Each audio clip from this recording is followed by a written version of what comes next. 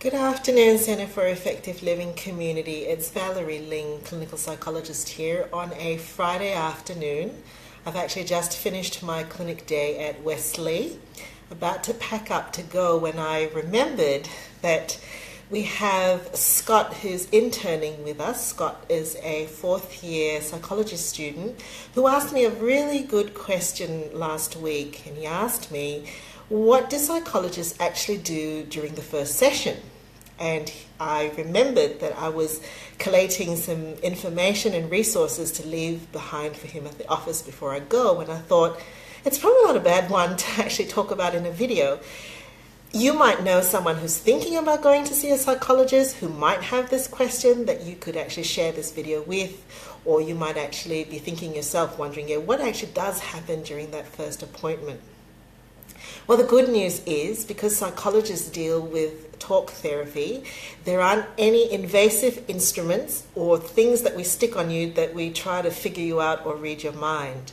Basically, what you can expect is at the first appointment, your psychologist will be keen to make you feel welcome and to make you feel as comfortable as possible.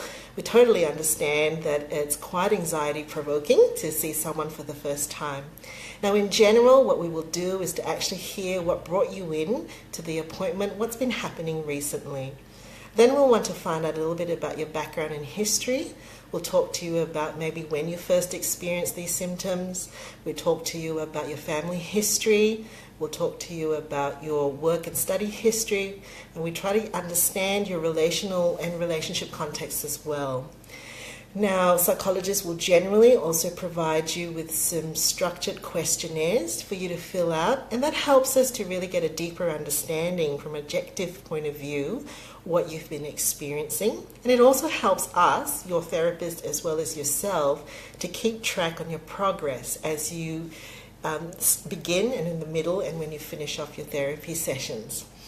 Now, what we will then generally do is ask you what your goals are. We like working in a collaborative space. We like finding out what you think you'd like to get out of your sessions. So in general, that pretty much encapsulates the first session. When we work with children up to a certain age, we are very interested in parents' point of view. Actually, I should say up to all ages, we're interested in a parent's point of view.